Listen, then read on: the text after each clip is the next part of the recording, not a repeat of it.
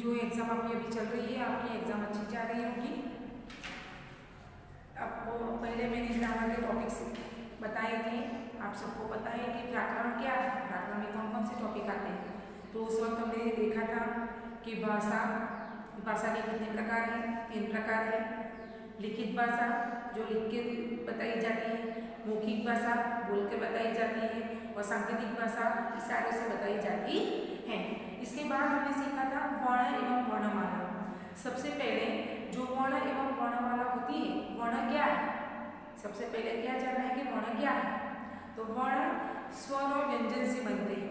जो हमारी हिंदी भाषा में वर्णमाला कहते हैं वो स्वर और व्यंजन से बनते हैं। जैसे गुजराती में भी है, इंग्लिश में अल्फाबेटिक जो बोलते हैं ABCD वो सब, तो हिंदी में वर्णमाला कहते हैं। और वर्णमाला में स्वर और व्यंजन से बनते हैं वर्णमाला। तो वर्ण को क्रमबद्ध रख के जो बनाया जाता है उसे वर्णमाला कहते हैं। इसमें क्या है कि स्वर बिना सहायता से बोले जाते हैं, जैसे कि अ, आ, ई, और व्यंजन स्वर की सहायता से बोले जाते हैं। ये सब हमने देख लिया है। इसके बाद हमने देखा था कि वर्ण से क्या बनता है, शब्द बनता है। जैसे क प्लस प, तो क्या बना क, तो ये क्या बना, शब्द बना। फिर शब्द से क्या बनता है, वाक्य बनता है। जैसे कि कप में चाय है, मेरा नाम सेजल है, ये सब वाक्य बनता है। तो व्याकरण में जो शब्दों को, वर्णों को सही क्रम में रखने के लिए जिसका उपयोग होता है उसको व्याकरण कहते हैं। क्रमबद्ध रचना को व्याकरण कहते हैं। इसके बाद हमने देखा था कि जैसे वर्ण एवं वर्णमाला के बाद वर्ण से शब्द बनता है। शब्द से कई बार शब्द उलट सुलट शब्द होते हैं, कई बार सार्थक शब्द और निरर्थक शब्द में क्या होता है, सार्थक शब्द यानी कि जिसका अर्थ होता है, जिसका अर्थ होता है उसको सार्थक शब्द कहते हैं। जैसे कि आम, आम फल का नाम है तो उसका अर्थ है, तो वो क्या बना, सार्थक शब्द। लेकिन कोई वर्ड नहीं है, उसका कोई अर्थ भी नहीं है, तो वो क्या बना, निरर्थक शब्द। इसके बाद यहाँ पे कई बार उलट सुलट शब्द होते हैं। तो हमने उस वक्त देखा था भाषा के 3 प्रकार हैं।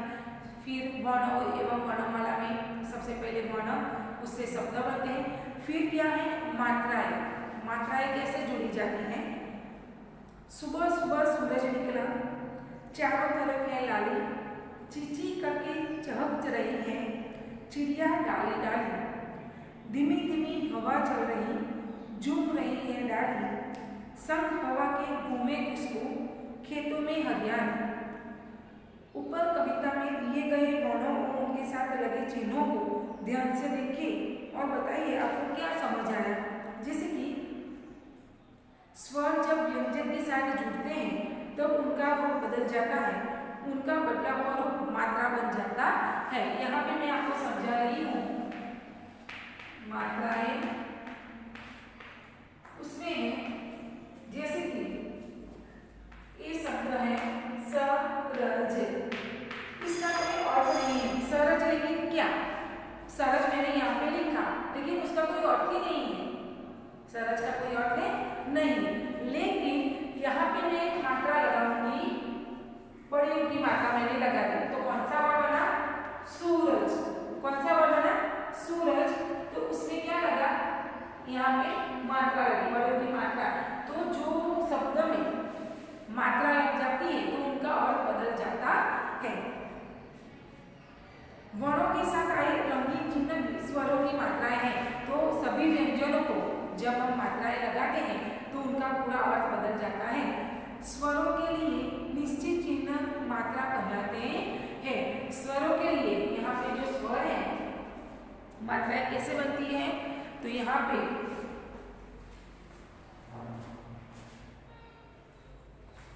जो स्वर है, स्वर मैंने लिखा, तो यहाँ पे सबसे पहले अ, आ, ई,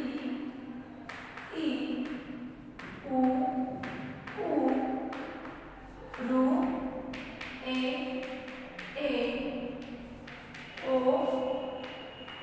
औ, ये सब क्या है, स्वर है। लेकिन स्वर की मात्राएं क्या है, और में कोई मात्रा नहीं आएगी। इसके बाद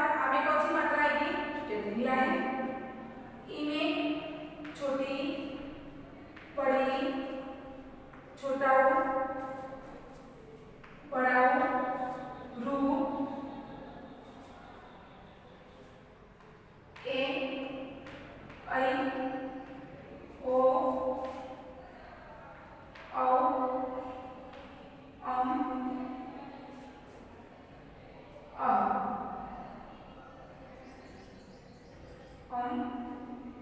अ, ये सब क्या है? मात्रा है।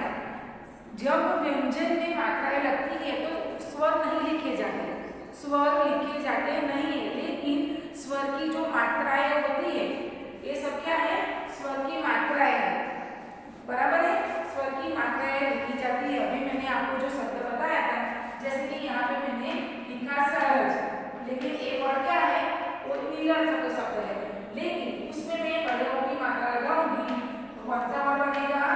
सूरज। तो यहाँ पे मैंने सूरज नहीं लिखा, ऐसा लिखा, ऐसा लिखा नहीं, सूरज नहीं लिखा, लेकिन मैंने ऊ की जगह पे क्या लगाया? ऊ की जगह पे ऊ की मात्रा लगाई। तो जब व्यंजन के साथ स्वर की मात्राएं आती हैं तो मात्रा वो शब्द का अर्थ बदल जाता है। इस तरह स्वरों के चिन्ह निश्चित चिन्ह मात्रा कहलाते हैं। हिंदी वर्णमाला के सभी व्यंजनों में अस्वर मिला होता है। जो सभी मात्राएं हैं, जो व्यंजन है, सब में किसका व्यंजन में अस्वर मिला हुआ। हम बोलते हैं क, गले में बोला जाता है अ आता है, देखो क, ख, ग, ठीक है।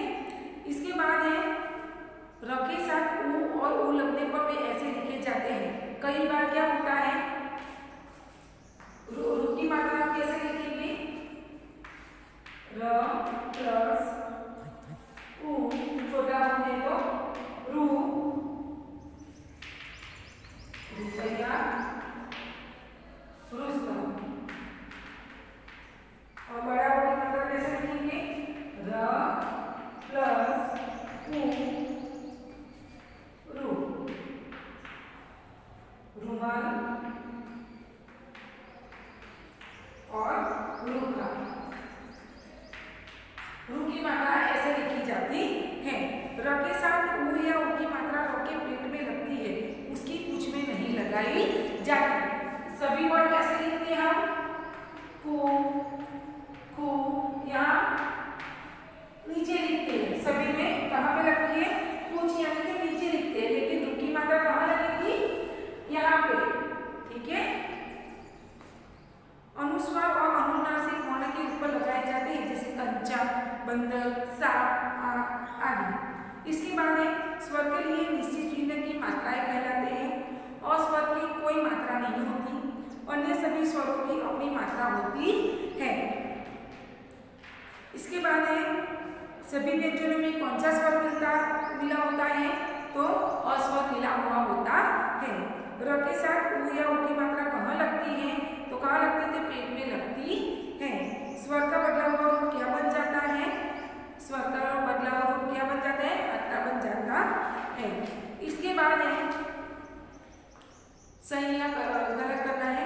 स्वरों को लिखने के निश्चित चिन्ह मात्रा कहलाते हैं। सही, ऊ के लिए ऊ का चिन्ह लगता है। अनुस्वार और अनुनासिक वर्ण के नीचे लगाए जाते हैं। गलत, र के साथ ऊ या ऊ की मात्रा नहीं लगती। गलत। फिर शब्द है तोता, कोयल, खिलौना, किताब, चुईया, भालू। इसके बाद है चित्रों के नाम का पहला अक्षर और दी गई मात्राएं मिलाकर लिखिए। मोर, चली, जार, कार।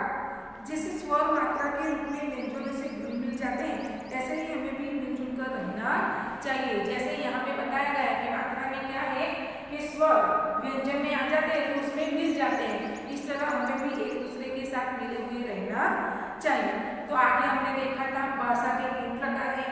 इसके बाद वर्ण एवं वर्णमाला। इसके बाद शब्द कैसे बनते हैं, वर्ण से शब्द कैसे बनते हैं। इसके बाद मात्राएं कब और कैसे लगती है। इसके बाद है शब्द और वाक्य। इसके बाद क्या है?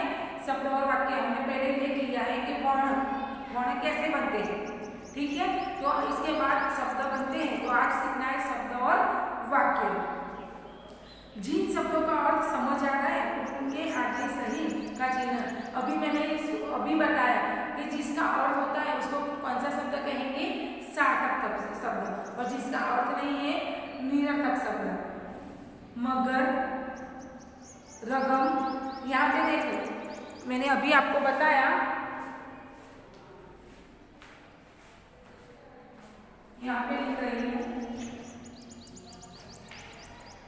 मगर और दूसरा वर्ड है रगम। आप तुरंत समझ जाओगे कि मगर का अर्थ आपको पता है कि मगर एक प्राणी है, ठीक है। तो और रगम से कोई उसका अर्थ ही नहीं होता है, उसका अर्थ होता है रगम से नहीं। तो इसके बाद है अखबार वाक्य। वर्णों की सहायता से हम बहुत से शब्द बना सकते हैं, लेकिन सही शब्द वही होते हैं जिनका कोई अर्थ होता है। कई शब्द हम बनाते हैं, आम, तोता, तातो, ऐसे कई वर्ड है जिसको हम बनाते हैं, लेकिन सही वर्णों में क्या होता है, लेकिन सही शब्द वही होते हैं जिसका कोई अर्थ होता है। तोता का अर्थ है लेकिन तातो का अर्थ नहीं है, ठीक है। घोड़ा सही शब्द, डागो कोई अर्थ नहीं है। तो इस तरह नमक शब्द है लेकिन कमल कोई शब्द नहीं है। तो बच्चों हर शब्द को लिखने के लिए वर्णों का सही जगह पर प्रयोग करना चाहिए। वर्णों के सार्थक में से शब्द बनते हैं। शब्द कैसे बनते हैं? वर्णों के सार्थक शब्द से, वर्णों से शब्द बनते हैं। जैसे वर्णों के मेल से शब्द बनते हैं, उसी तरह शब्दों के सही मेल से वाक्य बनते हैं। मैंने सुबह बताया आपको, पहले भी हमने देखा है कि वर्ण कैसे बनते हैं। जैसे कि क प्लस प, तो हमने वर्ण को ज्वाइन किया है तो क्या बना? शब्द बना। और शब्द सही वर्णों के मेल से, सही वर्णों के मेल से यानी कि मैंने यहाँ पे बताया आपको कि मगर सही वर्ण है लेकिन रगम सही वर्ण नहीं है, तो वो शब्द बनते हैं। इसी तरह सही शब्दों के सही मेल से वाक्य बनते हैं। करण बजा गिटार है रहा, ये वाक्य सुनना अच्छी तरह से। करण बजा गिटार है रहा, थोड़ा बहुत हमको समझ में नहीं आता है कि क्या है, लेकिन रही रमा बना चित्र है। यदि हम इन सभी शब्दों को मिलाकर एक जगह रख दें तो वह वाक्य नहीं कहलाएगा। ऐसे हम रख देंगे यहाँ पे, जैसे कि यहाँ पे मैं लिखती हूँ रही रमा बना चित्र है। यहाँ पे मैंने ये वाक्य रख दिया, लेकिन हमें समझ में आएगा नहीं आएगा। क्यों? क्योंकि लेकिन जब हम इन्हीं शब्दों को सही क्रम में लगाकर एक साथ लिखेंगे तो वह सार्थक वाक्य बन जाएगा। ये कौन सा वाक्य है? निरर्थक वाक्य है। जैसे ये निरर्थक शब्द था, और ये सार्थक शब्द था। इस तरह ये निरर्थक वाक्य है, और इसमें सार्थक वाक्य कौन सा बनेगा? सार्थक वाक्य मैं यहाँ पे लिख रही हूँ, रमा चित्र बना रही है। क्या बना? सार्थक वाक्य। क्यों सार्थक वाक्य बनाए?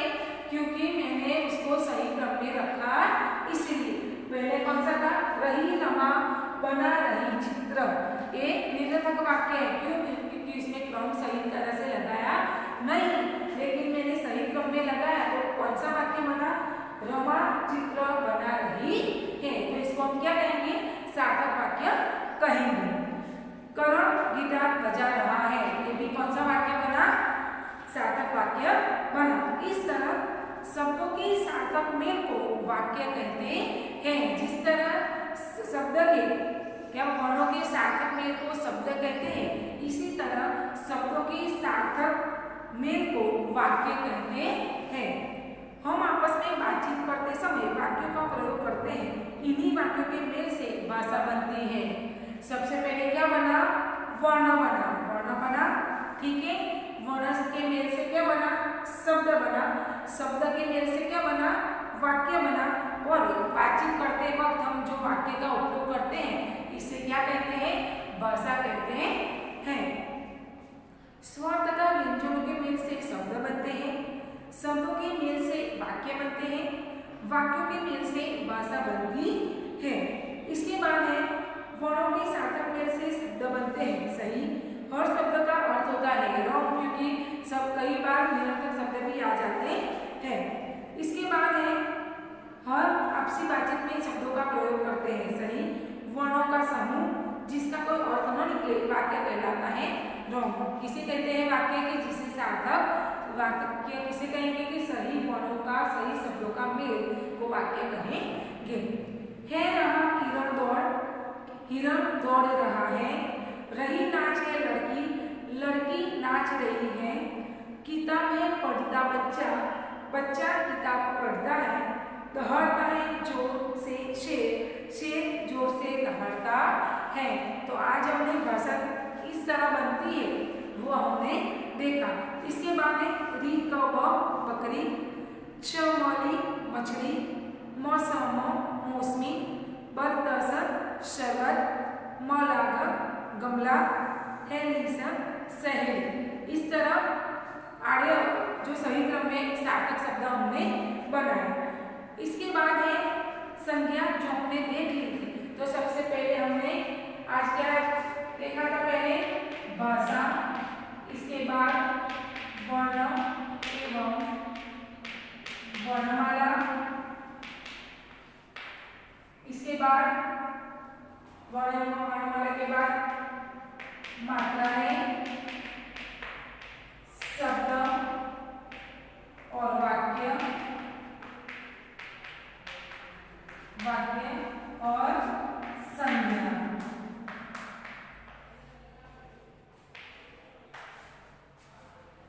तो संज्ञा हमने देख लिया कि संज्ञा किसे कहते हैं। एक गांव था उसमें माधव नाम का एक किसान रहता था।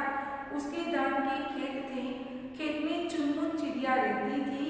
चुनमुन ने घोंसला बनाया, उसके 2 बच्चे भी थे मुनमुन और टिनटिन। यहाँ पे रंगीन शब्द है गांव, माधव, किसान, धान, खेत, चुनमुन चिड़िया, घोंसला, बच्चे, मुनमुन और टिनटिन। ये सब नाम है। इस दुनिया में सभी का कोई न कोई नाम है, यही नाम संज्ञा कहलाता है। कोई भी हो, कोई चीज हो, कोई वस्तु हो, पशु पक्षी प्राणी कोई भी हो, सभी का कोई ना कोई नाम होता है। ठीक है, तो उसको क्या कहेंगे? संज्ञा कहेंगे। प्राणी, वस्तु, स्थान आदि के नाम को संज्ञा कहते हैं।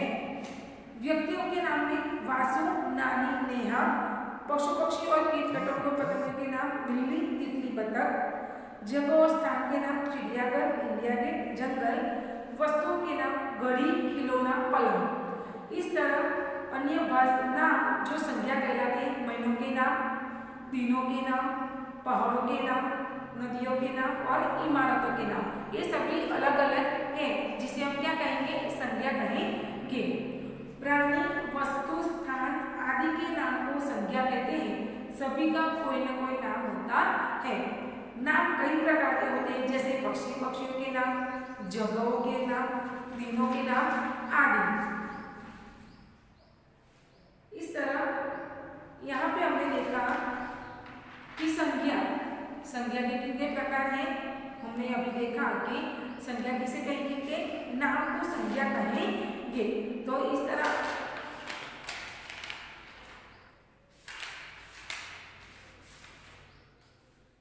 तो संज्ञा कहेंगे। इस तरह कौन से नाम आएंगे? इमारतों के नाम, स्थान के नाम, पशु पक्षियों के नाम, व्यक्तियों के नाम, भाव के नाम, फूलों के नाम, वस्तुओं के नाम, व्यवसायों के नाम, फल सब्जियों के नाम, खेलों के नाम, यातायात के साधनों के नाम, वाद्य यंत्रों के नाम और त्योहारों के नाम। संज्ञा के कितने भेद हैं? 3 भेद हैं। व्यक्तिवाचक, जातिवाचक, भाववाचक संज्ञा। व्यक्तिवाचक संज्ञा में जिन शब्दों से किसी विशेष वस्तु, स्थान या प्राणी के नाम का ज्ञात होता है, इसे व्यक्तिवाचक संज्ञा कहते हैं। जैसे अभी मैंने आपको बताया कि इसके व्यक्ति के नाम, स्थान, नदी, पुस्तक, पर्वत, ये सभी किसमें आएंगे? व्यक्तिवाचक में आएंगे। इसके बाद है जातिवाचक, जो संज्ञा शब्द संपूर्ण जाति, वर्ग या समुदाय का बोध करवा दे, इन्हें जातिवाचक संज्ञा कहते हैं। जैसे कि व्यक्तियों के नाम में पालक, पिता, अध्यापक। जैसे कि पालक तो वो जाति में आएगा। क्यों जाति में आएगा? क्योंकि पालक लिखा है, पालक का नाम नहीं लिखा है। अगर ऐसा लिखा होता कि मोहन, तो वो किस में जाता? व्यक्तिवाचक में जाता। लेकिन यहाँ पे क्या लिखा है? बालक, तो वो क्या आएगा, जातिवाचक में आएगा। इसके बाद है भाववाचक संज्ञा, जिन शब्दों से पदार्थों के गुण, दोष, दशा, स्वभाव, धर्म व अवस्था का बोध होता है उन्हें भाववाचक संज्ञा कहते हैं। जैसे कि गुण दोष में मित्रता, प्रेम, सुंदरता, अवस्था में बचपन, यौवन, बुढ़ापा, भाव में क्रोध, मिठास, कटार। जैसे मोहन ने उस पर क्रोध किया तो वो किसमें आएगा, भाववाचक में आएगा। इसके बाद है दो नदियों के नाम, गंगा, यमुना।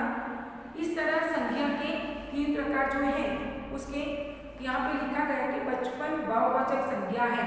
सही है कि गलत है? सही। क्यों? क्योंकि उसमें यौवन का आता है, बचपन जो छोटा है तो यहाँ पे भाव दिखाई देता है कि वो छोटा है। ताजमहल व्यक्तिवाचक संज्ञा है, सही। महात्मा गांधी व्यक्तिवाचक संज्ञा है, सही। भावों को केवल महसूस किया जा सकता है, नहीं, भावों को महसूस तो कर सकते हैं, देख भी सकते हैं, ठीक है। इसके बाद लड़का जातिवाचक संज्ञा है, सही। तो आज हमने सबसे पहले आगे हमने देख लिया था भाषा के कितने प्रकार हैं, 3। आज मैंने दूसरी बार भी आपको कंटिन्यूली समझाया कि भाषा के 3 प्रकार हैं, मौखिक भाषा, लिखित भाषा, सांकेतिक भाषा। इसके बाद हमने देखा वर्ण एवं वर्णमाला, फिर सही वर्ण के मेल से क्या बनता है, शब्द बनता है, सही शब्द के मेल से वाक्य बनता है, और बातचीत करते वक्त हम जो वाक्य का उपयोग करते हैं इसे ही भाषा कहते हैं। इसके बाद देखा हमने मात्राएं कि स्वर की जो शब्द लगता है वहां पे हम स्वर नहीं लगाते, लेकिन स्वर की मात्रा लगाते हैं। इसके बाद हमने देखा सार्थक शब्द, निरर्थक शब्द, सार्थक वाक्य, निरर्थक वाक्य। सार्थक शब्द यानी कि जिसका शब्द का अर्थ होता है उसको सार्थक शब्द कहते हैं। जिस शब्द का अर्थ नहीं होता उसको क्या कहते हैं, निरर्थक शब्द कहते हैं। इस तरह सार्थक वाक्य जिसका वाक्य का अर्थ होता है और निरर्थक वाक्य के जिस वाक्य का अर्थ नहीं होता है। इसके बाद संज्ञा, तो संज्ञा के 3 प्रकार हमने देखे, व्यक्तिवाचक संज्ञा, जातिवाचक संज्ञा और भाववाचक संज्ञा। तो दूसरे क्लास में मैं आगे आपको दूसरे प्रकार सिखाऊंगी, तो आपको ये याद करना है और मैं दूसरे लेक्चर में फिर आगे का रिवीजन करती ही रहूंगी ताकि आपको शुरू से सब कुछ याद रहे। फिर से भाषा के 3 प्रकार हैं, लिखित भाषा, मौखिक भाषा और सांकेतिक भाषा। इसके बाद संज्ञा के 3 प्रकार सीखे हमने। फिर भाषा किसे कहते हैं, तो सबसे पहले वर्ण के मेल से शब्द बनते हैं, शब्द के मेल से वाक्य बनते हैं, और जो हम बातचीत करते हैं तभी जो वाक्य का उपयोग हम करते हैं इसे ही भाषा कहते हैं। अच्छी तरह से याद रखना और साथ साथ में पढ़ने की कोशिश भी करना। ये भी मैं आपको चैप्टर भेजूंगी ताकि आपको पता चले कि कैसे लिखना है, और एक्सरसाइज में आपको भेजती रहूंगी। एग्जाम के लिए all the best. Thank you, God bless.